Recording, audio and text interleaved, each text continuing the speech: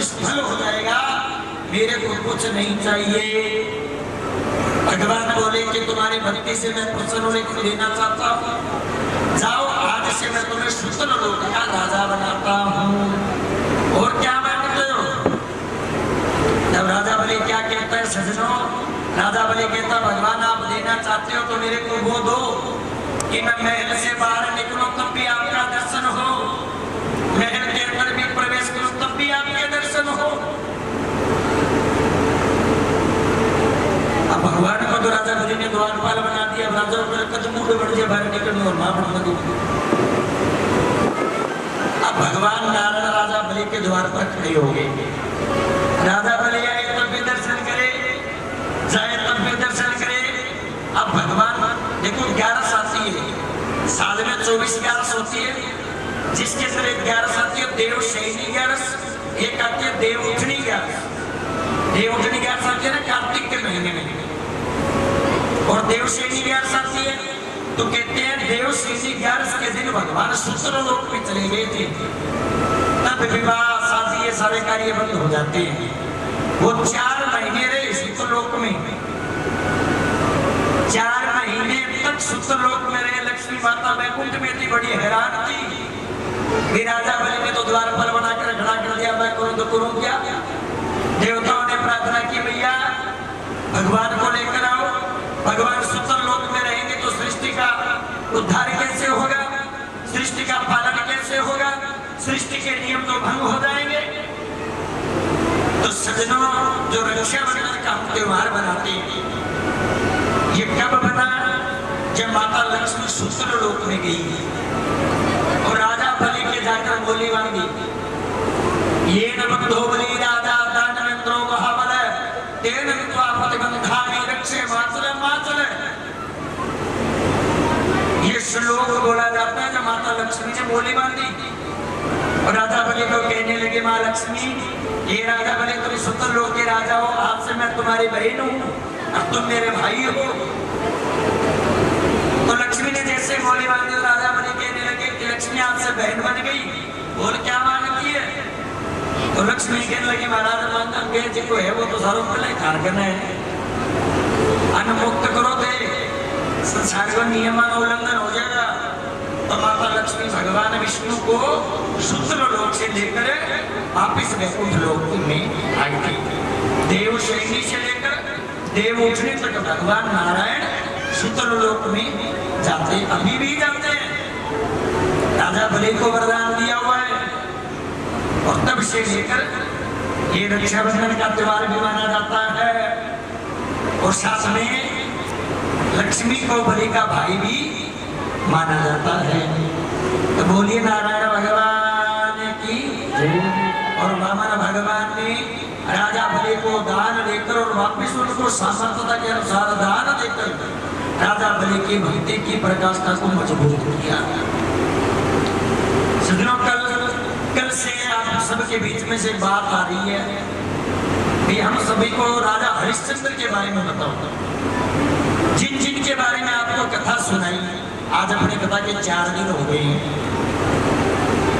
कल राजा मोरध्वज की आपने कथा सुनी तो आपको पता चला कि मोरध्वज राजा ने अपने पुत्र की बलि दे दी थी भगवान को प्रसन्न करने के लिए, अपने वचन को सत्य करने के लिए। लेकिन जब सत्य की बात आती है तो राजा हरिश्चंद्र का नाम सबसे पहले आता है ना। हम कई बार आदमी जब मन में 2 बार सच बोल दिया, पूरा दिन झूठ बोलो, 2 बार सच बोल दिया मन में कर लिया, फिर राजा हरिश्चंद्र बोलो। अपने अपने राजा हरिश्चंद्र सुंदर लाग जी में। तो सजनों राजा हरिश्चंद्र क्या थे वो आप इस कथा के माध्यम से जानोगे।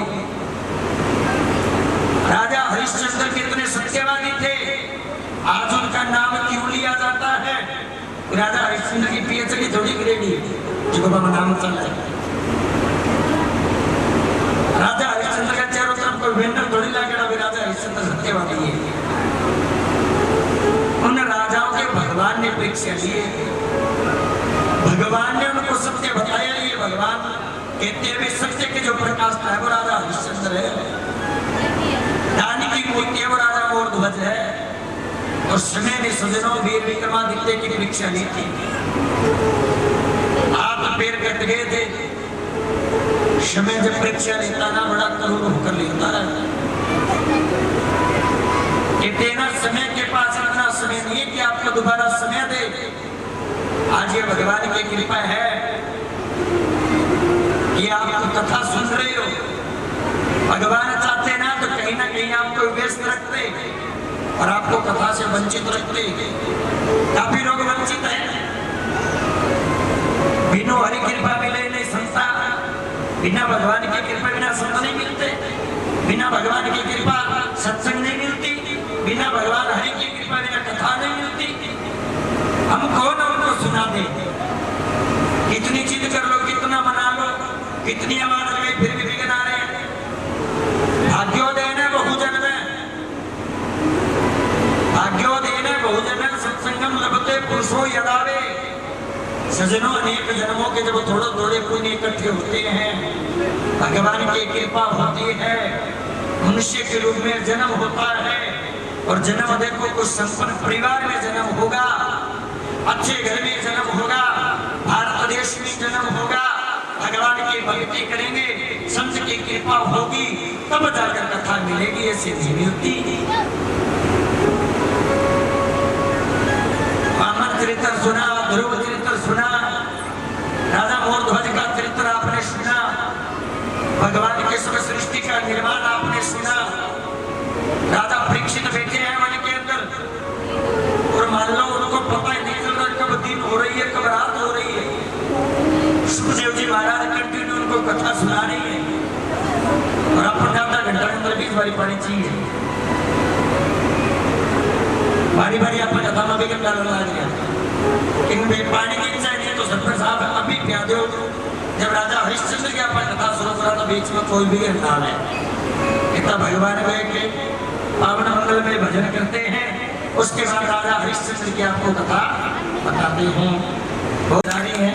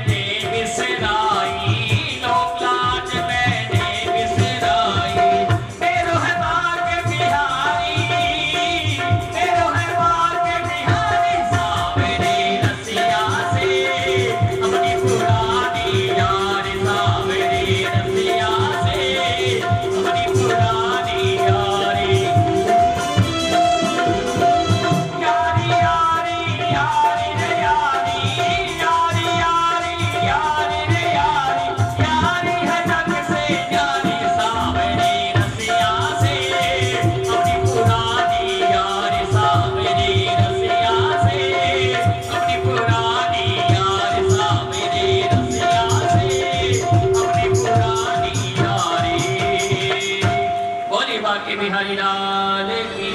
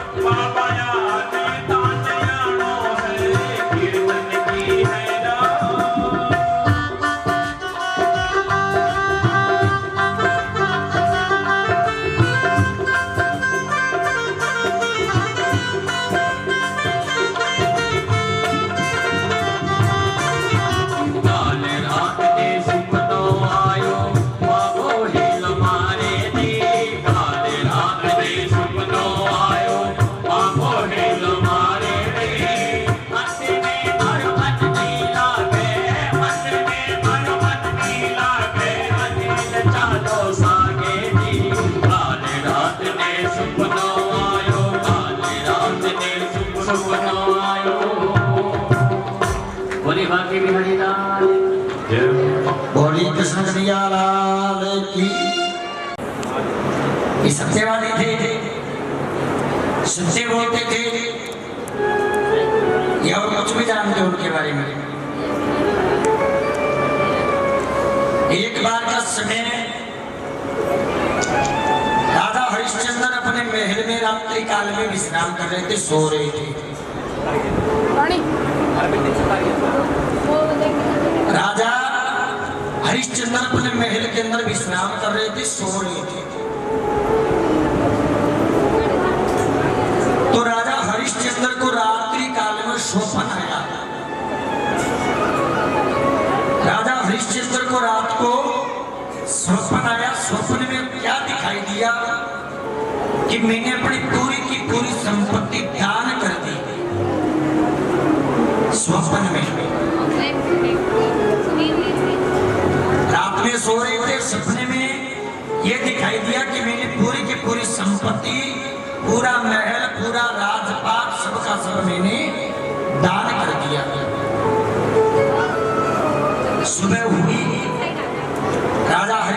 की सभा लगी। राजा हरिश्चंद्र सभा के अंदर बता रहे अपने सभा सदस्यों को, क्या कह रहे हैं कि मेरे को रात को स्वप्न ऐसा आया कि मैंने पूरी संपत्ति, पूरा राजपाट मैंने किसी साधु को, संत को, महात्माओं को दान कर दिया। ये स्वप्न आया, ये बता रहे हैं अपने सभा के सदस्यों को। जिसमें ये चर्चा चल रही थी, जिसमें ये वार्ता चल रही थी, तो सज्जनों आकाश के अंदर, स्वर्ग लोक के अंदर देवता भी राजा हरिश्चंद्र का नाम लेते हैं।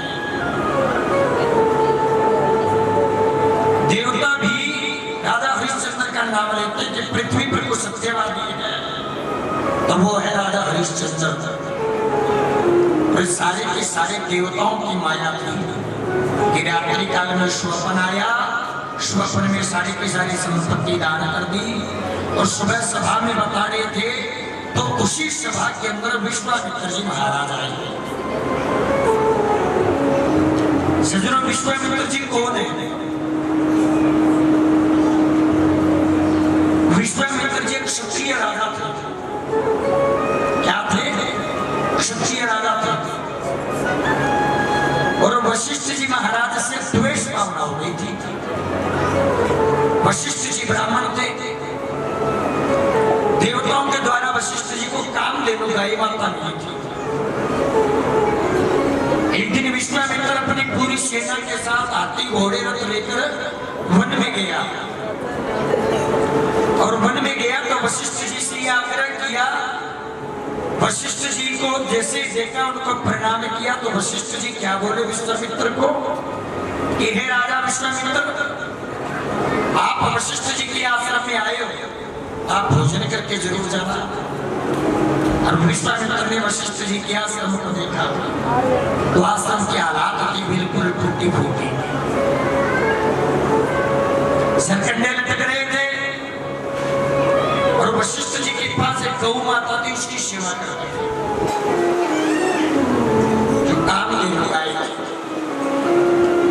वशिष्ठ जी ने कहा महाराज भोजन करना, तो विश्वामित्र जी कहने लगे कि हे वशिष्ठ जी, आप हमें भोजन तो करा रहे हो, लेकिन मैं, मेरे साथ इतने सैनिक, इतने हाथी घोड़े रथ, और भोजन के लिए मेरे को लगता आपके पास कोई व्यवस्था नहीं है, तो आप भोजन कैसे कराओगे? तो वशिष्ठ जी ने बोला कि महाराज आप जाओ, पास में नदी है, नदी में स्नान करके आओ, उसके बाद आपको भोजन मिलेगा। वो भोजन मिलेगा जो आपकी इच्छा होगी। तो सज्जनों, वशिष्ठ जी ने कामधेनु गाय माता से प्रार्थना की कि हे गौ माता, मैंने आज तक आपसे कुछ नहीं मांगा, आप मेरे को पता है आप सब कुछ दे सकती हो, लेकिन मैंने आपसे कभी कुछ नहीं मांगा। और आज मेरे द्वार पर विश्वामित्र जी आए अपनी पूरी सेना के साथ, और मैंने विश्वामित्र जी को भोजन के लिए बोल दिया। तो गौ माता आप कृपा को ऐसी करो कि भोजन की व्यवस्था हो जाए। तो सज्जनों, वशिष्ठ जी के कहने से गौ माता ने 56 प्रकार के भोजन को तैयार कर दिया। 56 प्रकार के भोजन को तैयार करके गौ माता ने वशिष्ठ जी के सामने रख दिए। वशिष्ठ जी कहने लगे हे गौ माता, ये 56 प्रकार का भोजन तो आ गया, बर्तन कहां से लाऊं? तो बर्तन को भी प्रकट कर दिया। और वो भी कैसा? सोने के, चांदी के, हीरे मोती लगे हुए। फिर बोलने लगा हे गौ माता, बर्तन तो आगे, मैं अकेला किस किस को परोसूंगा? तो दास और दासी भी आ गई। गौ माता ने से पुकार मारी सज्जनों कि जिस वशिष्ठ जी जिस वन में रहते थे वो बिल्कुल सूखा था, और गौ माता की पुकार से वो पूरा वन हरा भरा हो गया। विश्वामित्र जी स्नान करके जैसे ही वापिस लौटे तो देखा कि वशिष्ठ जी की कुटिया का तो पूरा का पूरा वातावरण, पूरा का पूरा माहौल ही चेंज हो गया। पूरे के पूरा आश्रम में बदलाव आ गया, पूरे वन के अंदर बदलाव आ गया। विश्वामित्र से वशिष्ठ जी बोले, हे राजन, आप हमारे राजा हो और राजा भूमि के मालिक होते हैं, भगवान होते हैं। आप हमारे राजा हो तभी तो मन के अंदर बैठकर भगवान की भक्ति करते हैं। आप नहीं होते तो भक्ति नहीं कर पाते। महाराज आप आओ, आपके लिए भोजन तैयार है। अब सजनों को कहने में काजू का मतलब काजू मिला, कहीं बादाम की इच्छा जताई, कहीं बादाम मिला। जो इच्छा जिसने जताई उसको वैसा ही भोजन तैयार मिला। हाथी के लिए, घोड़ों के लिए वन में हरी भरी घास हो गई। विश्वामित्र भोजन कर रहा, सबकी पंगत में बैठे हैं, सब नंबर वाइज बैठे हैं, सब भोजन कर रहे हैं। भोजन करते करते उनके जो महामंत्री थे ना साथ में, वो विश्वामित्र जी को कहने लगे, हे राजन, ऐसा भोजन तो आज तक हमने आपके महल में भी नहीं किया। जितना जो भोजन हमें इस मन के अंदर मिला, सोने की थाली, चांदी की कटोरी, चांदी के गिलास, सोने की चम्मच, ये तो हमने आज तक आपके महल में भी नहीं देखा। सबका भोजन हो गया, सबने भोजन कर लिया, हाथ धो लिए, पानी पी लिया। कहने लगे, हे राजा विश्वामित्र, अपने सैनिकों को बोल दो कि ये बर्तन मेरे को काम के है नहीं, ये बर्तन साफ ले जाए। अब जो सजनों ये बात बोली वशिष्ठ जी ने, तो विश्वामित्र जी के कान खड़े हो गए। इतने बर्तन सोने के दान दे रहे और बोल रहे हैं जो भोजन बच गया वो ले जाओ, बर्तन ले जाओ, जो कुछ है महाराज वो ले जाओ, हमें तो कुछ नहीं चाहिए, हम तो भगवान की भक्ति करेंगे। विश्वामित्र के मन में अहंकार प्रकट हो गया। विश्वामित्र के मन में विचार आया, मैं पूछूंगा भी क्या बात है। विश्वामित्र बार बार पूछ रहे कि महाराज, जिस समय हम आए तो आपके पास कोई व्यवस्था नहीं थी, लेकिन आपने इतने समय में इतनी उत्तम व्यवस्था कैसे कर दी।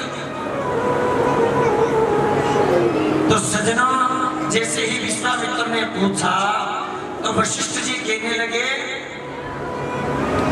कि व्यवस्था सब भगवान की कृपा से हुई है, मैंने कुछ नहीं किया। और आपको महाराज जानकर क्या करना, आपको भोजन कराना तो वो करा दिया, बर्तन काम के लिए आप ले जाओ, आपको जानकर क्या करना। विश्वामित्र बार बार वशिष्ठ जी से पूछते रहे। तब वशिष्ठ जी के मन में दया आ गई और वशिष्ठ जी ने कह दिया कि मैंने जो भक्ति की, उस भक्ति के द्वारा, देवताओं के द्वारा मेरे को काम धेनु गाय माता मिली है, और ये सब का सब गौ माता की कृपा से हुआ है। सजनों, जो घर के अंदर गाय पालते हैं, गाय को घर में रखते हैं, उसके ऊपर विशेष भगवान नारायण की कृपा होती है। जिस घर के अंदर गौ माता की पूजा होती है, गौ माता की सेवा होती है, गौ माता के लिए सुबह गौ ग्रास निकलता है, वो घर घर नहीं, वो घर स्मरण होता है, वो घर घर नहीं, वो घर मंदिर होता है, जिस घर के अंदर गाय होती है। लेकिन हम स्वार्थी लोग हैं, बिना लाभ के कोई कार्य करते नहीं, क्योंकि भगवान ने जो गाय बनाई है ना, उसके अंदर 33 कोटि देवी देवताओं का वास है। गौ के गोबर के अंदर माता लक्ष्मी का वास है। जब देवता और राक्षसों का युद्ध चला तो समस्त देवता आकर गौ माता की शरण में आए कि गौ माता शरण दीजिए, हम कहाँ जाए, देवता हमें राक्षस मार देंगे। तो सब देवताओं को गौ माता ने अपने अंदर समा लिया।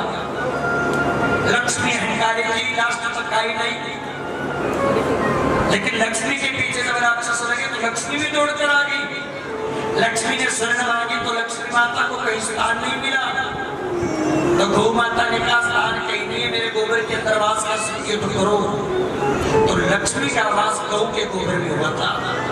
सजनों, पहले जो माता बहन थी, घर के अंदर कोई भी शुभ कार्य होता था तो गाय का गोबर का चौका लगता, बाद में हवन होता। गाँव में घर में शादी होती तो गौ के गोबर का चौका लगता, फिर शादी होती। नामकरण होता तो भी गाय के गोबर का चौका लगता, क्योंकि उसके साथ माता लक्ष्मी का वास था। इसलिए अपने घर में नियम बनाओ, गौ माता की सेवा करो। एक एक गौ भी घर में पालोगे तो जीवन में आपको मुश्किलों का सामना नहीं करने पड़ेगा, कष्टों का सामना नहीं करना पड़ेगा। प्रत्येक गाय काम दिन गौ है जो आप उनकी सेवा करोगे। साक्षात 33 कोटि देवी देवताओं का वास गौ माता साथ लेकर रहती है। सज्जनों, विश्वामित्र ने बार बार याचना की तो वशिष्ठ जी ने बता दिया कि जो मैंने फल पाया है, जो मैंने आपका अतिथि संस्कार किया है, वो गौ माता की कृपा से। आपको पता है विश्वामित्र ने क्या कहा कि हे वशिष्ठ जी, आप तो संत हो, आपको क्या जरूरत लगाएगी? ऐसी काम लेनो गाय तो हमारे राज्य में रहेगी तो राज्य का नाम होगा, हमारे महल में रहेगी तो प्रजा का पालन पोषण होगा, और हमारे पास रहेगी तो दुनिया में मेरा नाम होगा। वशिष्ठ जी कहने लगे कि मेरे को भगवान की भक्ति के द्वारा गौ माता मिली है, मैं महाराज आपको नहीं दे सकता। विश्वामित्र कहने लगा कि हे वशिष्ठ जी, गौ माता तो आपको देनी पड़ेगी, चाहे आप इसके बदले में मेरा राज्य ले लो, इसके बदले में 5 गांवों का राजा बना सकता हूँ, और आपका 9 रत्नों के जड़ित में आपका महल बना सकता हूँ, आप गौ माता मेरे को दे दो। विश्वामित्र को मना कर दिया वशिष्ठ जी ने। जैसे ही मना किया, विश्वामित्र को क्रोध आ गया, और क्रोध में क्या बोला कि महात्माओं को मारो, पीटो और गौ माता निकालो और अपने महल में लेकर चलो। तो सज्जनों, वशिष्ठ जीवन के अंदर बैठ के भगवान की भक्ति करते थे। एक दंड था विश्वामित्र वशिष्ठ जी के पास, बहुत बड़ा, और सदैव उनकी पूजा करते थे। दंड के अंदर इतनी शक्ति थी कि वशिष्ठ जी और विश्वामित्र का आपस में दोनों का युद्ध हुआ। युद्ध चला लगभग 6 महीने तक। विश्वामित्र के साथ 6 महीने तक युद्ध चला, और वशिष्ठ जी ने विश्वामित्र की पूरी सेना को परास्त कर दिया, पूरी की सेना को हरा दिया। वो कहते हैं ना, राजहट, क्रियाहट, जोगहट, बालहट, ये जो हट है ये मानते नहीं है। राजा ने हट कर लिया, भी गौ को लेकर जाऊंगा तो लेकर जाऊंगा, छोड़ूंगा नहीं। तो सज्जनों, युद्ध करते करते वशिष्ठ जी की शक्ति क्षीण होने लगी, वो हारने लगा, रोने लगा, आंखों में आंसू आने लगे। तो वशिष्ठ जी ने बोल दिया, रे दुष्ट राजा, तू ऐसा नहीं मानता तो जा गौ माता को ले जा। गौ माता कहने लगी, अरे वशिष्ठ जी, जैसा जैसे तुमने कहा मैंने वैसा वैसा किया, और अब तुम मेरे को इस दुष्ट के हवाले कर रहे हो, दुष्ट के पास भेज रहे हो। तो सज्जनों, वशिष्ठ जी ने कहा कि हे गौ माता, मैं लड़ते लड़ते थक गया, मैं इस दुष्ट के साथ और युद्ध नहीं कर सकता, मेरी शक्ति क्षीण हो गई है, और आप कृपा करो तो मैं इससे युद्ध कर सकता हूँ। तो सज्जनों, वापिस गौ माता की कृपा हुई, और वशिष्ठ जी के अंदर इतना बल आ गया, इतना बल आ गया कि पूरी की पूरी सेना और विश्वामित्र को मार मार कर भगा दिया। विश्वामित्र अपनी सेना के साथ नगर में पहुंचे तो पूरी नगरी उनकी हंसी करने लगी कि एक महात्मा से हजारों सैनिक राजा हार के आ गया, मार खा के आ गया, धिक्कार ऐसे राजा पर। तो जैसे बार-बार ये बात विश्वामित्र को सुनने को मिली, विश्वामित्र ने अपने घर का त्याग कर दिया, अपने महल का त्याग कर दिया, संतों के पास गए और जाकर कहने लगा, हे संतों, हे महात्माओं, वशिष्ठ जी की ये बल किसका है? कौन सी भक्ति की जो इतना बल मिला वशिष्ठ जी को? तो सज्जनों, उन संतों ने कहा कि वशिष्ठ जी ने जो वेद माता गायत्री है ना, उनका तप किया, उनका पुष्चरण किया। पुष्चरण सज्जनों किनको कहते हैं? जो व्यक्ति एक बार 24 लाख गायत्री का अनुष्ठान कर ले, वो एक पुष्चरण हो जाता है। और वशिष्ठ जी ने ऐसे 100 पुष्चरण कर रखे थे। तो उनकी भक्ति के द्वारा उनको कामधेनु गाय माता मिली थी।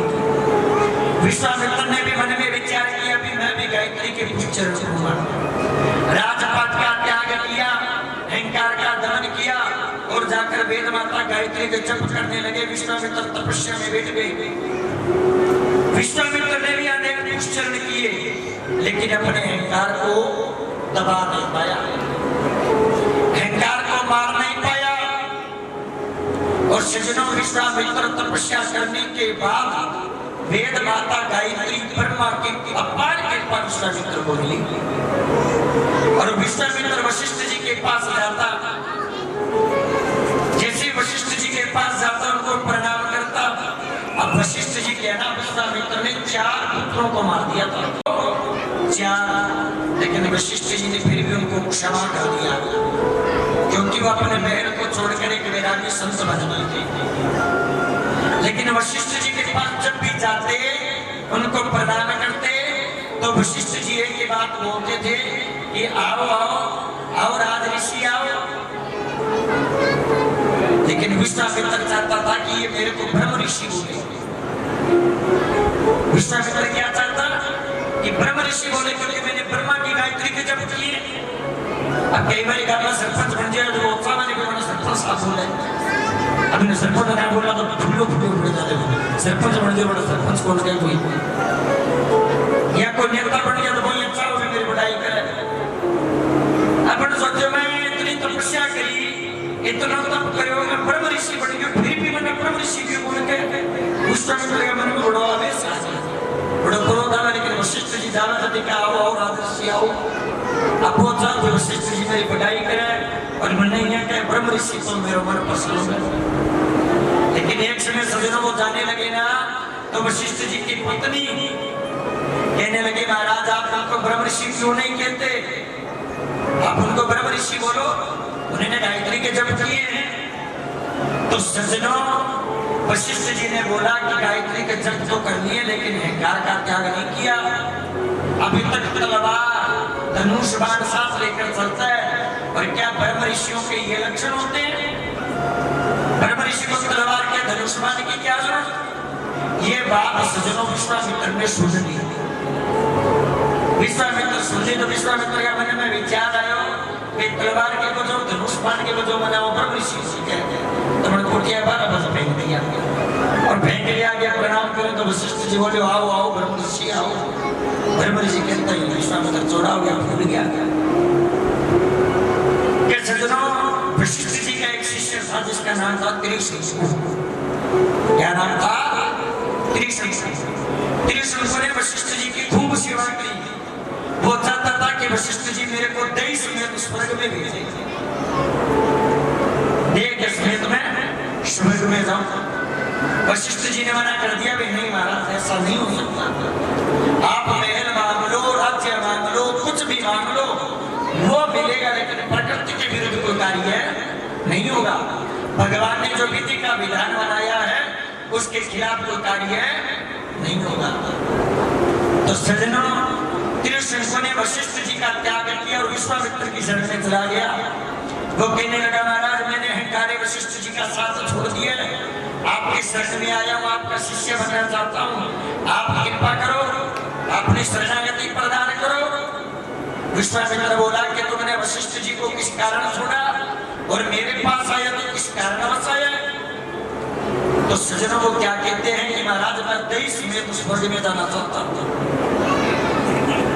तो विश्वामित्र ने बोला कि तुम मेरे शिष्य बनो, मैं तेरे को देह समेत स्वर्ग में भेजूंगा, शरीर समेत। तो देह समेत स्वर्ग में भेजने के लिए बहुत बड़ा गायत्री यज्ञ किया। गायत्री यज्ञ का इतना प्रभाव बढ़ा, विश्वामित्र ने फुकार मारी और कहा जाओ त्रिशंकु स्वर्ग में जाओ। तो त्रिशंकु आकाश के रास्ते से उड़ते हुए और स्वर्ग में जा रहे हैं, जय गुरुदेव जय गुरुदेव जय गुरुदेव करते हुए। अब ऊपर देवताओं ने सोचा यो काम नहीं चलने लगे तो फिर वो विश्वामित्र तो आज ही भेजे कर और न भेजते। तो इंद्र ने वज्र मारा तो गए थे उस समय ऊपर हाथ और सिर, और वज्र मारा तो नीचे सिर और ऊपर पैर। त्राहिमाम गुरुदेव त्राहिमाम त्राहिमाम त्राहिमाम करता त्रिशंकु नीचे आ रहे हैं। विश्वामित्र ने रास्ते में रोक दिया। मैंने गायत्री के तप के द्वारा भेजा, मैं गायत्री को श्राप देता हूं कि मेरी तपस्या का फल पूर्ण नहीं मिला। वशिष्ठ जी ने श्राप दिया गायत्री जी को कि है गायत्री, तुम ऐसे व्यक्ति का कहना मानकर उसको स्वर्ग में भेज रही हो। ब्रह्मा ने श्राप दिया, शुक्राचार्य ने श्राप दिया, चारों ने गायत्री को श्राप नहीं दिया। तो वेद माता गायत्री आकर बोलने लगी, विष्णु मैंने क्या गलती किया, जो मेरे तो को तपस्या करेगा मैं उसको फल दूंगी। वशिष्ठ जी आपने किया, आपको फल मिला, विश्वामित्र ने किसको मिला, लेकिन विश्वामित्र ने प्रकृति के विरुद्ध, नियम के विरुद्ध कार्य किया, इसके लिए उसका अनुष्ठान निष्फल हुआ। तो सज्जनों, विश्वामित्र वो है जो गायत्री के अनेकों लाखों पुष्चरण करके बैठा है, और वो विश्वामित्र आज आया है राजा हरिश्चंद्र की सभा में। किसके साथ? 1100 साधु और महात्माओं को लेकर, एक नहीं 1100। विश्वामित्र का बड़ा आदर सत्कार किया राजा हरिश्चंद्र ने, आसन दिया, ऊपर बिठाया, चरणों को धोया, चरणामृत पान किया, और विश्वामित्र को कहने लगे राजा हरिश्चंद्र कि महाराज आज मैं बड़ा भागी हूं कि मेरे मन में जो संकोच शंका चल रही थी उसको दूर करने के लिए साक्षात वेद मूर्ति विश्वामित्र के दर्शन हुए। महाराज आप मेरा एक संशय दूर करो। रात्रि काल के अंदर मेरे को स्वप्न आया, और स्वप्न में मैंने क्या देखा कि मैंने अपने पूरा का पूरा राज्य, पूरी की पूरी संपत्ति, पूरा का पूरा राजपाट मैंने दान कर दिया है। तो महाराज जो मेरे स्वप्न में दान कर दिया उसके ऊपर मेरा कोई अधिकार नहीं बचता। ये विश्वामित्र जी, मैं मेरा राजपाट आपको देना चाहता हूं, आप इसको ग्रहण करेंगे? तो साधु कहने लगे विश्वामित्र जी कि महाराज संतों का तो काम है दान लेना, दान देना, यज्ञ करना, यज्ञ कराना, शिक्षा देनी, शिक्षा देनी, साधुओं का और ब्राह्मणों का तो कर्तव्य है। तुम राजा दान देना चाहते हो तो हम क्यों नहीं लेंगे, दान दो। तो सज्जनों, विश्वामित्र को पूरी की पूरी संपत्ति राजा हरिश्चंद्र ने दान कर दी। तब विश्वामित्र क्या कहता है कि तुमने मेरे को तो दान कर दिया, मेरे साथ 1100 साधु और महात्मा और है, इनको भी तो कुछ ना कुछ दो। उस समय सोने की मुद्रा चलती थी, बोले भी ज्यादा नहीं दे सकते तो सबको एक एक सोने की मुद्रा दे दो। और सज्जनों, राजा हरिश्चंद्र ने अपने राजकोष के अंदर जो मंत्री था उसको आदेश दिया कि तुम जाओ और राजकोष के अंदर से 1100 सोने की मुद्रा ले आओ। तो विश्वामित्र ने रोक दिया, राजन अभी आपने पूरी संपत्ति दान कर दी है, राजकोष के ऊपर, उस धन के ऊपर आपका कोई अधिकार नहीं है। आप दान करो तो कहीं और से करो, वो दान आप नहीं कर सकते। अभी आपने जो राजा के वस्त्र पहन रखे हैं इसके ऊपर भी आपका कोई अधिकार नहीं है। सज्जनों, माताओं, बहनों, राजा हरिश्चंद्र की पत्नी का नाम था तारावती, और तारा के नाम से लोग जानते हैं। रोहितास नाम का पुत्र था, रोहित के नाम से राजा हरिश्चंद्र के पुत्र को जाना जाता है। अपने राज कार्य के जो वस्त्र थे वो उतारे, साधारण वस्त्र धारण किए, विश्वामित्र को प्रणाम किया और कहने लगे महाराज आपके साथ जो साधु महात्मा हैं इनको मैं 1100 सोने की मुद्रा दूंगा, लेकिन अभी मैं देने के हालात में नहीं। आप मेरे को 1 माह का समय प्रदान कीजिए, 1 महीने का समय दीजिए। विश्वामित्र ने राजा हरिश्चंद्र की बात मान ली और पूरा का पूरा राजपाट छोड़कर जाने लगे।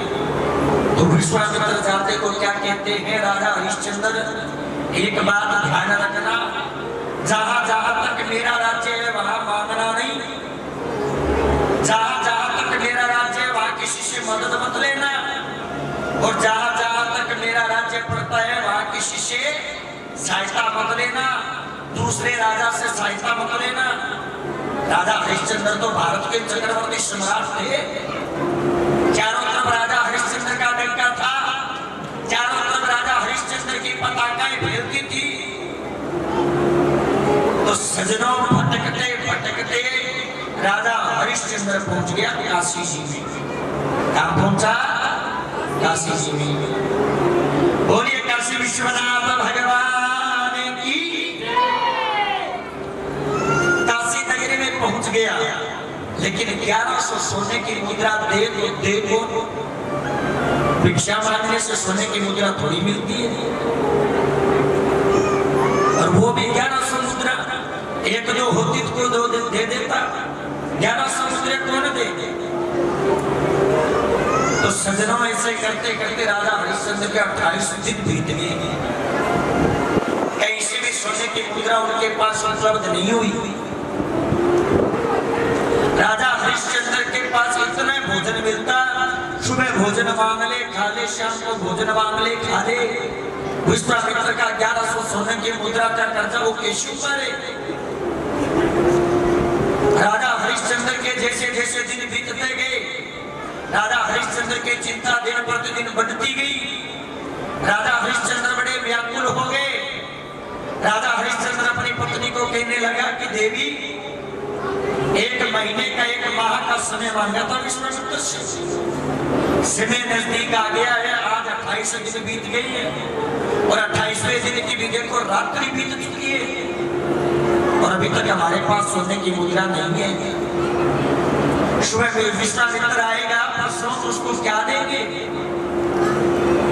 तो सजनों, माताओं, बहनों, उसकी पत्नी तारा क्या कहती है राजा हरिश्चंद्र को कि महाराज, मेरे पति ने आपको कन्या के दान में कन्या दान कर दिया था, इसके बाद मेरे पिता का अधिकार मेरे ऊपर नहीं है, और आप मेरे पिता ने जैसे ही कन्या दान किया उसके बाद पूर्ण का पूर्ण अधिकार मेरे पति का हो गया। महाराज, आपका अधिकार है, और आपके लिए मैंने सब कुछ किया, लोगों के घर में भिक्षा मांगी, सब कुछ किया, फिर भी समाधान नहीं हुआ। तो सज्जनों को क्या कहती है पता है आपको कि महाराज, आप मेरे को बेच दो, और जो भी सोने की मुद्रा मिले वो विश्वामित्र को दे दो। ऐसी कोई पत्नी कहती है क्या? आजकल के समय तो घर पर थोड़ी सी भी आपत्ति आ जाए, थोड़ा सा भी संकट आ जाए, थोड़ी सी भी परिस्थिति डगमगा जाए, तो सबसे पहले परिवार वाले साथ छोड़ते हैं। उनका नाम क्यों चलता है सजनों? अनुसुईया माता का, तारा का, क्योंकि उन्होंने जीवन भर पति की सेवा की है। और कल भी आपको माताओं बहनों बताया था कि भगवान की पूजा चाहिए आप मत करो, पति को परमेश्वर मानकर पति की आज्ञा का पालन करोगे तो जीवन में परमात्मा आपके ऊपर वैसे ही खुश रहेंगे। पत्नी के लिए पति परमेश्वर होता है। और तारा कहती राजा हरिश्चंद्र को कि महाराज, मेरे पिता का अधिकार नहीं है, पिता मेरे ऊपर अधिकार चलाए तो मैं चलने भी नहीं दूंगी, और आप तो हमेशा सत्यवादी थे। आपने 1 महीने का समय मांगे और 1 महीने से ऊपर चला गया, और विश्वामित्र ने आपका अपमान कर दिया, तो वैसे ही महाराज मैं तो जीवित नहीं रहूंगी। इससे तो अच्छा है कि आप मेरे को बेच दीजिए। सजनों, 28वें दिन की रात्रि राजा हरिश्चंद्र और उसकी पत्नी ने रो रो के बिताई कि भगवान कितना निर्दयी, कितना क्रूर होकर हमारी परीक्षा ले रहा है। रानी तारा उनके चरणों में गिरी, कहने लगी महाराज, आप बिल्कुल व्याकुल मत हो, बिल्कुल चिंता मत करो, भगवान परीक्षा ले रहा है तो सफल करेगा। मैंने आपकी जीवन भर सेवा की, अभी मैं अपने आप को बेचकर आपकी सत्य के साथ दे दिया ना, तो भगवान के दरबार हमारे लिए हमेशा खुले मिलेंगे। 28वें दिन रोकर बिताई। 29वें दिन के जैसे सुबह सूर्य उदय की किरण पहले निकली, तो सजनों दोनों ने विचार बना लिया कि अपने आप को बेच देंगे काशी नगरी में। ऐसी विषम परिस्थिति का सामना करना पड़ा राजा हरिश्चंद्र को। काशी नगरी में खड़े हैं पति और पत्नी, और दोनों ने आवाज लगा दी कि हम बिकना चाहते हैं, तो खरीदने वाला हो तो खरीद लो। 10 साल का पुत्र रोहित उन दोनों के बीच में खड़ा है। राजा हरिश्चंद्र रो रहा है, पत्नी भी रो रही है, और आवाज क्या लगा रहे हैं कि हम बिकना चाहते हैं, कोई खरीदने वाला हो तो खरीद लो। 29वें दिन की शाम हो गई, कोई खरीदने वाला नहीं आया। शाम के समय एक बूढ़ा ब्राह्मण आया और आकर हरिश्चंद्र को कहने लगा, हे राजा, कौन हो तुम जो काशी के नगरी में अपने आप को बेचने वाले ऐसा व्यक्ति आज तक मैंने नहीं देखा, तुम हो कौन? अब राजा को मन में घिन होने लगी भी मैं ऐसा कैसे कहूं कि मैं राजा हरिश्चंद्र कि चक्रवर्ती सम्राट ये बात बोले तो बोले कैसे? माताओं, ब्राह्मण कहने लगा कि मैं खरीद तो लूं, लेकिन मेरे को 2 बंदों की जरूरत नहीं है, मैं तुम्हारी पत्नी को खरीद लूंगा, क्या मांगते हो? राजा हरिश्चंद्र ने तो 1100 सोने की मोहरें मांगी, लेकिन उसने मना कर दिया। कहने लगा, महाराज इसका मैं ज्यादा से ज्यादा दे सकता हूं तो 500 मोहरें दे सकता हूं। अब वो रानी तारा जिसके इशारे मात्र से 100 दासियां शिवा में तत्पर तैयार थी, वो रानी तारा जिसने अपने हाथ से कभी जल तक नहीं पिया, जल तक नहीं उठाया, पुष्पों के सेज में पली, और राजा के सुख को पता ही आपको कैसे होते हैं, और वो भी चक्रवर्ती सम्राट राजा हरिश्चंद्र की पत्नी। रानी तारा कहने लगी, महाराज जो दोगे वो स्वीकार है। ब्राह्मण कहने लगा, मेरे घर में दासी बनकर रहना पड़ेगा, मेरी वृद्ध पत्नी उसकी सेवा करनी पड़ेगी, बूढ़ी पत्नी उसकी सेवा करनी पड़ेगी, चरण दबाने पड़ेंगे, बहू की सेवा करनी पड़ेगी, आश्रम का रख रखाव करना पड़ेगा, आश्रम की साफ सफाई करनी पड़ेगी, दोनों समय का भोजन देना होगा, हमसे उठने से पहले तुमको उठना होगा, हमारे सोने के बाद आपको सोना होगा। ये तुम मेरी बात को स्वीकार करती हो तो मैं आपको खरीदता हूं। 500 सोने की मोहरें देकर उस ब्राह्मण ने रानी तारा को खरीद लिया, और वो 500 मोहरें लेकर रानी तारा ने राजा हरिश्चंद्र के चरणों में डाल दिया, और डाल कर कहने लगी, हे पति परमेश्वर, इससे ज्यादा मैं आपकी और कोई सहायता और मदद नहीं कर सकती, इससे ज्यादा मैं कोई आपकी सेवा नहीं कर सकती। राजा हरिश्चंद्र के आंखों में आंसू आ गए, रानी तारा भी रोने लगी। पति और पत्नी का वियोग देखो, पति गुजर जाता है तो पत्नी जीवन यापन कर लेती है, लेकिन ऐसी विषम परिस्थिति आ जाती है तो सजनों, क्या वो गृहस्थी जीवन में कभी सुख ले पाएगी? अब ब्राह्मण देखो कितना निर्दयी है, रानी तारा के बालों को पकड़ा और एक काशी नगरी के बीच में घसीटने वाले कर जाता है। पुत्र रोहित उसके पीछे जा रहा, रोते रोते माँ माँ माँ कहता हुआ। वो कहने लगा कि माँ तुम छोड़कर चली जाओगे तो मैं किसके पास रहूंगा? कौन खाना खिलाएगा, कौन दूध पिलाएगा, कौन लोरी सुनाएगा, कौन मेरे को सुनाएगा, कौन उठाएगा, कौन स्नान करेगा? अब रोहित तो सजनों बार बार उसके पीछे दौड़ता जा रहा है, ब्राह्मण दूर हटा रहा, रोहित उसके पास आ रहा है, चरण पकड़कर रोने लगा कि माँ तुम मेरे को छोड़कर चली जाओगे तो मेरे तो प्राण निकल जाएंगे। और सजनों थोड़ी सी दया आ गई ब्राह्मण के मन में। क्या दया आई? वो कहने लगा, ये तुम्हारा पुत्र है? रानी तारा कहने लगे, हमारा इस अभागन का पुत्र है रोहित, और माँ के बिना संतान कैसे पलते, ये मुझसे पूछो जो बच्चे अनाथ हैं।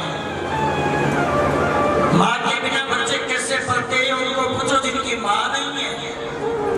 और सजनों जिनकी माँ होती है, चाहे उसके पास कुछ ना हो, सब कुछ होता है। ब्राह्मण के मन में दया आई, 100 सोने की मुद्रा उसको और दे दी, रोहित को इससे ज्यादा और कुछ नहीं दूंगा रोहित के लिए। और उसके भी नियम लगा दिए कि मैं सुबह पूजा करूं तो ये मेरे को पुष्प ला कर देगा, सुबह पूजा करूं तो बेल पत्र ला कर देगा, सुबह पूजा करूं तो गंगा जल ला कर देगा, सुबह पूजा करूं तो फल और पुष्प दुर्वा ला कर देगा और मेरे मंदिर में पूजा में सहायता करेगा तो मैं इसको साथ लेकर जाऊंगा, न था नहीं। रोज कहने लगा, हे ब्राह्मण देवता, जो आप कहोगे वो कार्य मैं करूंगा, लेकिन मेरी माता से, मेरी माँ से अलग मत करो। अब दोनों को रोता हुआ काशी नगरी के अंदर सजनों घसीटते हुए लेकर जा रहे हैं। राजा हरिश्चंद्र रो रहा है, जिसको दासियों के अलावा कभी किसी ने छुआ तक नहीं। और आज उस तारा को निर्दयी ब्राह्मण बालों से घसीटता हुआ लेकर जा रहा है। लेकिन राजा हरिश्चंद्र का जोर नहीं चल रहा। वो ये भी नहीं बोल पाता कि मेरी पुत्री को छोड़ दो, वो ये भी नहीं कह पाता कि मेरी पुत्री को हाथ मत लगाओ, और उसके सामने से जा रही है। राजा हरिश्चंद्र पूरी काशी नगरी के बीच में घुटने के बल गिर गया और रोने लगा, बिलखने लगा। पूरी नगरी देख रही है, लेकिन किसी ने भी राजा हरिश्चंद्र को नहीं देखा। किसी ने भी एक बार आकर ये देखा कि उठो। इसीलिए कहते हैं, जब तक समय अपना साथ दे, भगवान की शरणागत बढ़िया मांगे। जिसकी अच्छी पहुंच है, कोई संत है, महात्मा है, कोई पैसे वाला है, उसकी चिता जल्दी जग जाएगी, वरना वहां जल्दी से नजर नहीं आता। मणिकर्णिका नाम के घाट पर, क्योंकि काशी नगरी की एक विशेषता है, जो व्यक्ति काशी में गुजरता है वो स्वर्ग में जाता है। जिसका अंतिम संस्कार काशी में होता है वो कहाँ जाता है? डायरेक्ट स्वर्ग में जाता है। उस मणिकर्णिका घाट के ऊपर उसका नंबर लग गया राजा हरिश्चंद्र का। उसका नियम ये था कि यहाँ कोई भी चिता जलाने आए तो कफन का कपड़ा, भात के चावल 2 टका के रूप में लेना है। ये चीज दे तभी घाट पर चिता जलाने देना, वरना मत देना। और चिता की, इस घाट की रक्षा करनी है, घाट पर रहना है, द्वारपाल बनकर।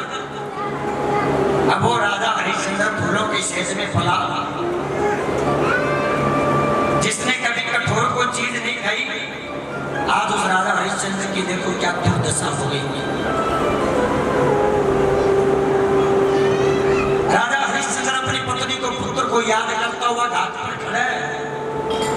सिर पे अंगोछा बांध लिया, हाथ में लट्ठी ले रखी है और खड़ा खड़ा रो रहा अपनी पत्नी और पुत्र की याद में। उस चीज का पश्चाताप नहीं कर रहा कि मेरा राज्य चला गया, उस चीज के लिए रो रहा है कि आज मेरे पुत्र ने और पत्नी ने मेरी कितनी सहायता की। वो आज नहीं बिकते तो मैं सत्य से विमुख हो जाता। राजा विश्वामित्र को मैंने जो 1100 मुद्राएं देनी थी वो दे नहीं पाता, इसलिए अपनी पत्नी और पुत्र को वो याद करते हैं। 1 महीना बीता, 2 महीना बीता, 3 महीने बीता। जो बाकी की तरह कोमल शरीर था वो बिल्कुल काला पड़ गया। दिन में इतनी चिताएं जलती, रात में भी इतनी चिताएं जलती, पूरा शरीर काला हो गया। जो बाल इतने मुलायम थे और बालों की लटाई बन गई। अपने आप को राजा हरिश्चंद्र पहचान नहीं पा रहा था कि मैं यही था क्या। उधर रानी तारा रोहित उसकी ब्राह्मण की सेवा करते थे। सजनों, समय बीतता गया, राजा हरिश्चंद्र की बहुत दुर्दशा हुई, रानी तारा की भी बहुत दुर्दशा हुई। लेकिन एक समय ऐसा आया, समय ने कुछ ऐसी करवट ली, समय ने कुछ ऐसी अपनी चाल बदली कि राजा हरिश्चंद्र का पुत्र रोहित ब्राह्मण की आज्ञा पाकर वन में गया पुष्प लेने के लिए, दुर्वा बेलपत्र लेने के लिए, फल लेने के लिए। जैसे ही पुष्प तोड़ने लगा तो काले नाग ने डस लिया। अब रोहित वन में पड़ा है अकेला, पूरा शरीर नीला हो गया, मुंह से झाग निकल रहे हैं, रो रहा है, अपनी माँ को याद कर रहा है, अपने पिता को याद कर रहा है। लेकिन सजनों, सुनसान जंगल में कौन सुने। एक व्यक्ति जंगल के रास्ते से जा रहा था। रोहित रोता रोता तड़पता बोलने लगा कि भाई तुम जा रहे हो तो आगे आश्रम में मेरी सूचना दे देना कि आज तुम्हारा पुत्र रोहित एक नाग के डसने से मर गया। उस व्यक्ति ने उसको संभाला नहीं और आश्रम में जाकर रोहित की मां को यह सूचना देती कि तारा कौन है। वो कहने लगी भैया मैं हूं, क्या बात है? क्या बात क्या है? तुम्हारा पुत्र है रोहित को मन के अंदर पड़े एक सर्प ने डस लिया और वो मृत्यु के अंतिम समय से जूझ रहा है। मुख में झाग आ गए, पूरा शरीर नीला पड़ गया है, जाकर संभाल लो अपने पुत्र को। जैसे पुत्र की मृत्यु का समाचार सुना सजनों, रानी तारा प्रणाम से पृथ्वी पर गिर गई, रोने लगी, बिलखने लगी, दौड़ने लगी। तो ब्राह्मण ने रोक लिया कि तारा कहां जा रही हो दौड़कर? वो कहने लगी हे ब्राह्मण देवता, थोड़ा सा समय दे दीजिए, मेरा पुत्र रोहित की मृत्यु हो गई, सर्प ने डस लिया। ब्राह्मण बना निर्दयी। ब्राह्मण कहने लगा तारा तेरे को मैंने पहला बोला था मेरे घर का काम पहले, उसके बाद तेरा काम। अभी तक तुमने मेरी पत्नी की सेवा नहीं की, स्नान नहीं कराया, भोजन नहीं कराया, गौ का दूध नहीं निकाला, आश्रम की सफाई नहीं की, तुमको कहीं नहीं जाना है। तुम्हारा पुत्र रोहित मर गया तो मर गया, उसकी मैंने 100 मुद्राएं दी है, तुम्हारा अधिकार नहीं, उसके ऊपर मेरा अधिकार है। अब सजनों माँ तो माँ होती है, माँ कितनी देर तक दूध को दबा कर रखेगी, कितनी देर तक अपने मन में दबा कर रखे। और पुत्र के दुख को देखकर माँ रोने लगी और सजनों रोते रोते रात हो गई, लेकिन ब्राह्मण ने जाने नहीं दिया।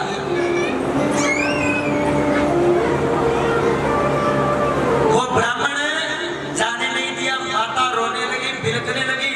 जब ब्राह्मण पत्नी रात को सो गए, तब राजा की पत्नी तारा दौड़कर गई और रात्रि काल में इधर उधर ढूंढती ढूंढती अर्धरात्रि को जाकर अपने रोहित को मिली। सजनों सुबह का सर्प डसा हुआ अर्धरात्रि को संभालती है, तो क्या वो पुत्र जीवित रहेगा? क्या उसकी दुर्दशा रहेगी जीवित रहने वाली? जाकर अपने पुत्र को देखा, गोद में उठाया और उसको खूब देखकर रोने लगी, गले लगाने लगी, कभी कुछ कभी छाती को दबाने लगी, पगतली मसलने लगी, हाथ की हथेलियां मसलने लगी। बहुत प्रयत्न किए लेकिन उसको बचा नहीं पाई। कभी चल के छिड़काव करे, कभी कुछ करे, सब कुछ प्रयत्न किया सजनों, और रोहित को मरने से बचा नहीं पाई।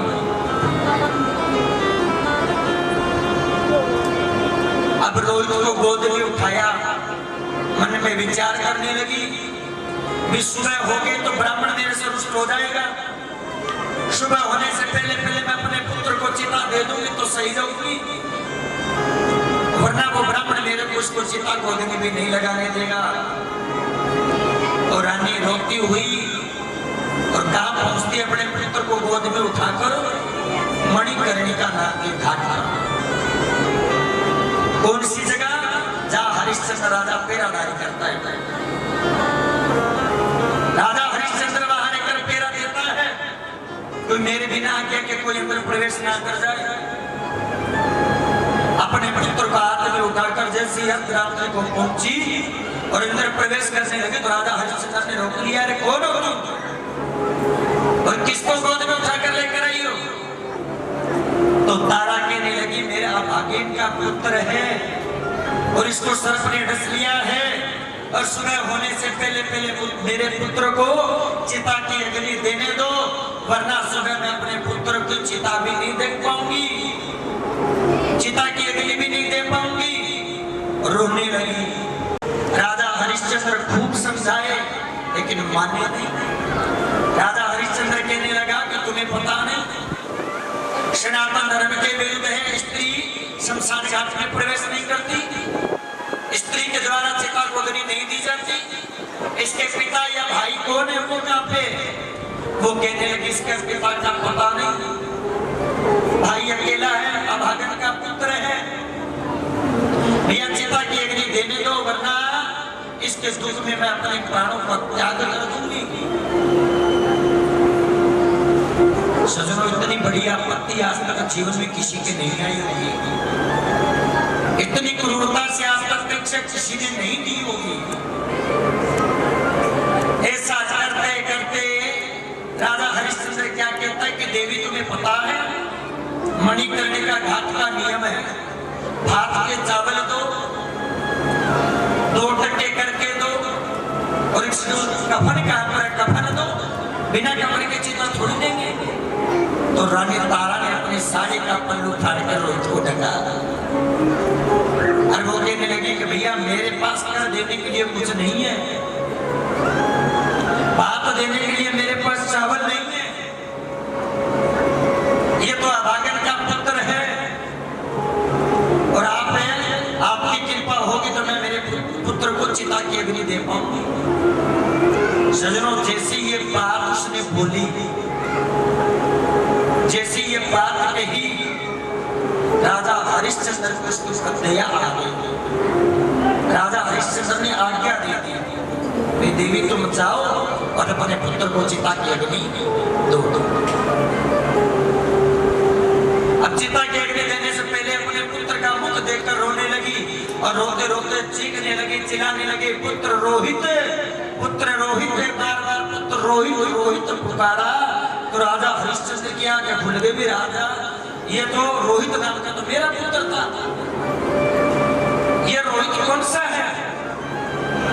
तब राजा हरिश्चंद्र कहने लगा कि देवी तुम कौन हो और रोहित रोहित पुकार रही हो, कौन है, इसका पिता का क्या नाम है? तब राजा हरिश्चंद्र का जवाब देती है, महाराज एक चक्रवर्ती सम्राट थे राजा हरिश्चंद्र, और भगवान ने क्रूरता से निर्दयी होकर आज इसकी परीक्षा ली। इसके पिता का तो पता नहीं, लेकिन मेरा नाम तारा है, ये मेरा पुत्र रोहित है, और आज इसकी चिता की अग्नि देने के लिए मैं चाहूं तो चाहूं कहां पे?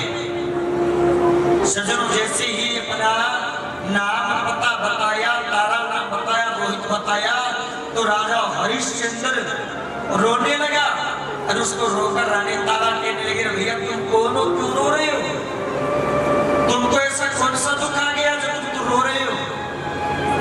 राजा हरिश्चंद्र कहने लगा कि देवी तारा, तुम मेरे को पहचान नहीं पाई मैं कौन हूं, तुम मेरी ओर देखो मैं कौन हूं। और सजनों, दोनों जाकर चिता के लपटों के पास खड़े हुए तो रानी तारा ने राजा हरिश्चंद्र को देखा, हरिश्चंद्र ने रानी तारा को देखा, और रानी तारा ने राजा हरिश्चंद्र की दुर्दशा देखी तो अपने पुत्र के मरे हुए का भूल गई। रानी तारा अपने पुत्र को तो भूल गई और राजा हरिश्चंद्र के लिए रोने लगी, हे विधाता, हे परमात्मा, तुमने हमारे साथ ऐसा क्यों किया? रोने लगी, सजनों, चीखने लगी। रानी तारा राजा हरिश्चंद्र के चरणों में गिर गई, बिलखने लगी, और दोनों ने क्या किया, अपने पुत्र को उठाया, चिता की लकड़ियों पर सुलाया, रोते रोते दोनों चिता की अग्नि देने लगे। तो भगवान नारायण प्रकट हो गए और उनका हाथ पकड़ लिया। जैसे ही भगवान नारायण ने हाथ को पकड़ा, विश्वामित्र उसको देवता वहां पर आ गए। राजा हरिश्चंद्र को भगवान नारायण कहने लगे कि राजा, आप तुम्हारी जो सत्य की जो प्रकाष्ठा थी, सत्य की जो परीक्षा थी, आज उसमें तुम सफल हो गए हो।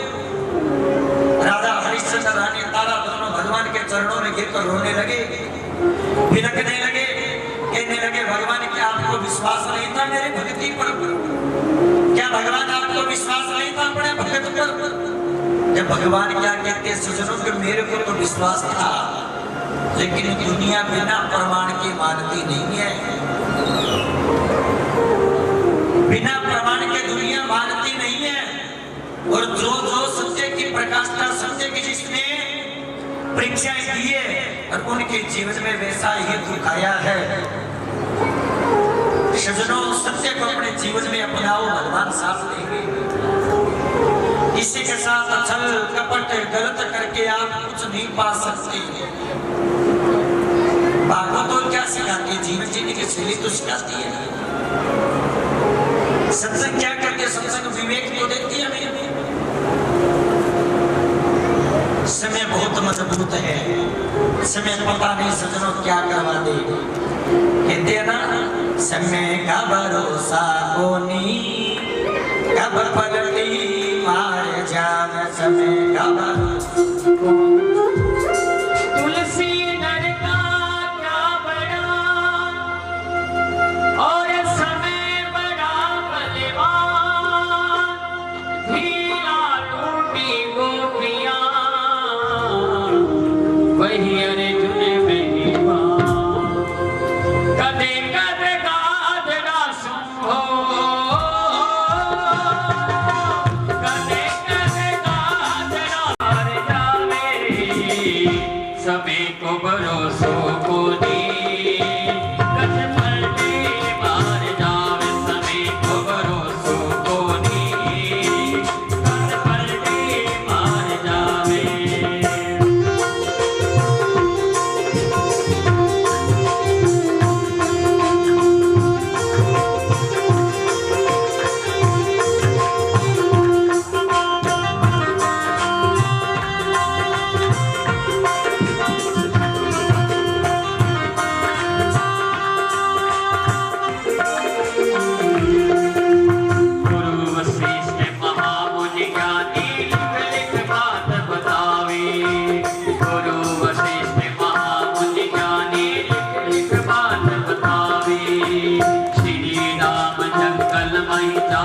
पलटी खावे श्री राम जंगल माही जावे किस्मत पलटी खावे राजा दशरथ प्राण त्याग दे हो राजा दशरथ प्राण त्याग दे हाथ लगा नहीं पावे समय को भरोसो को नी तद पलटे मार जाव समय को भरोसो को नी तद पलटे मार जावे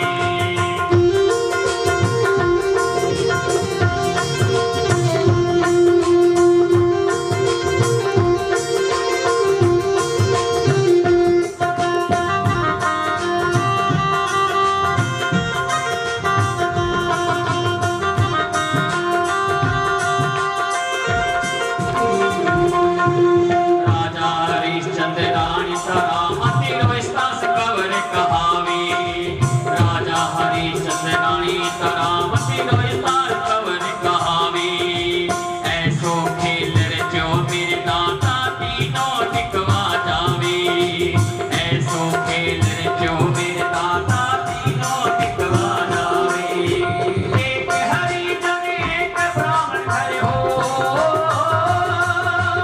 एक हरिजन एक ब्राह्मण कर एक पूजा कर जावे सभी को भरोसो को नी कद पलटे मार जावे सभी को भरोसो को नी कद पलटे मार जावे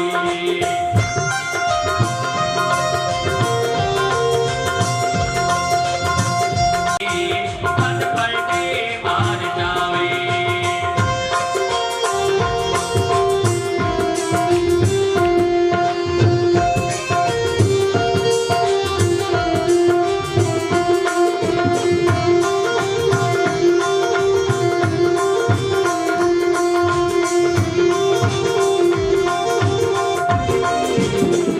राजा भरत रे थाड़ी पीकला बेटा पे सुख पावे राजा भरत रे रानी पीकला बेटा पे सुख पावे शिकार खेली राजा भरत रे जंगल माही जावे शिकार खेलने राजा भरत रे जंगल माही जावे गोरखनाथपुर ऐसा मिलिया हो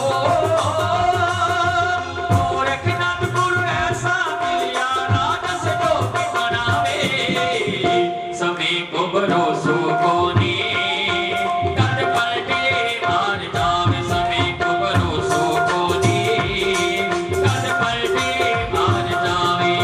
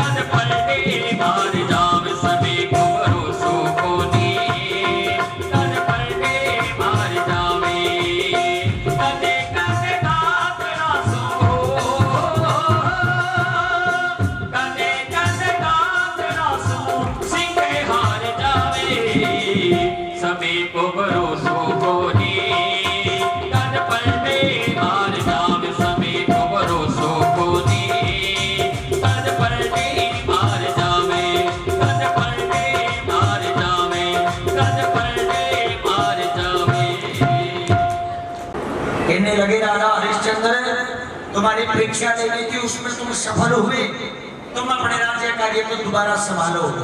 तब सजनों राजा हरिश्चंद्र मना कर देता है कि महाराज जो मैंने दे दिया उसको मैं वापिस नहीं लूंगा। तब भगवान ने उनको स्वर्ग में जाने के लिए कहा। पहले काशी नगरी 2 बार स्वर्ग में जा चुकी थी, लेकिन अगली बार राजा हरिश्चंद्र कहने लगा कि स्वर्ग में मैं नहीं जाऊंगा तो पूरी काशी नगरी को लेकर जाऊंगा। तब राजा हरिश्चंद्र के द्वारा पूरी काशी नगरी, कोई भी जीव जंतु पेड़ पौधा जो भी काशी की नगरी पूरी की पूरी स्वर्ग में। बोलिए राजा रामचंद्र भगवान की। और सजनों, कल की कथा के अंदर भगवान राम और भगवान कृष्ण का जन्मोत्सव मनाया जाएगा।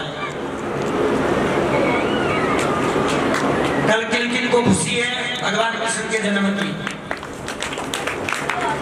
अब जो 2 दिन की कथा चलेगी ना, ये आनंद की कथा है। जो आपको ज्ञान लेना था वो 4 दिनों में मिल गया। अब अपने को खुशी मनानी है 2 दिन, भगवान के जन्म की, भगवान की लीला की और भगवान के विवाह की। तो कल जब भगवान का जन्म मनाए, अपने घर में बच्चों का जन्मदिन कैसे मनाते हो? कोई केक ले गया है, कोई पटाखा ले गया है, कोई गुब्बारा ले गया है, लेकिन अपन ठाकुर जी का अंदर माखन, मिश्री, टॉफी, बिस्कुट जो भी, और जिनके घर में छोटे छोटे बच्चे हो आप सबको ठाकुर जी बना कर लेकर आना। और आपको बोला था कि गांव के अंदर देखो सुख शांति के लिए गांव में भंडारा कौन कराना चाहो? हॉस्पिटल करो, कौन कराना चाहो? और कराना कौन चाहे? सारा जना कराना चाहो नहीं, भंडारो करना, भंडारो हुए गांव में 5 तैयार हुए तो वो अपना तो बाहर का खाता कौन करना? 5 तैयार किया तो अपना गांव में शुद्धिकरण करता है।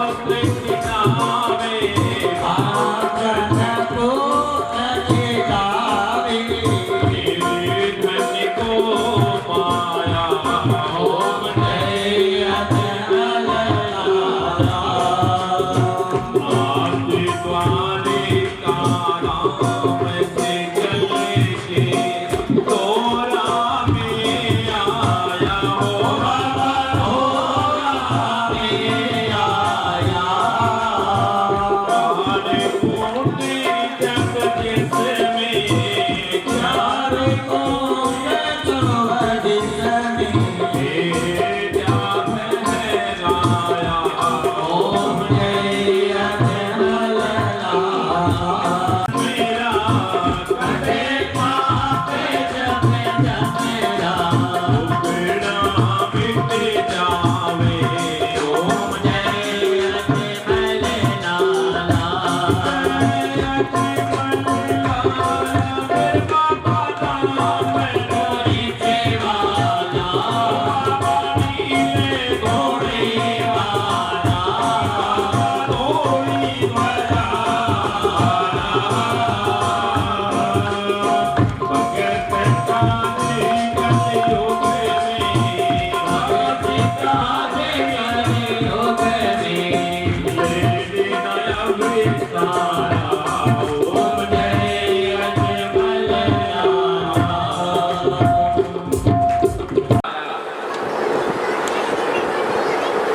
तो कितना बड़ो फल मिला वो तो बेचना नहीं काम कुम सगड़ छोड़ दियो सारी छुट्टी मार दियो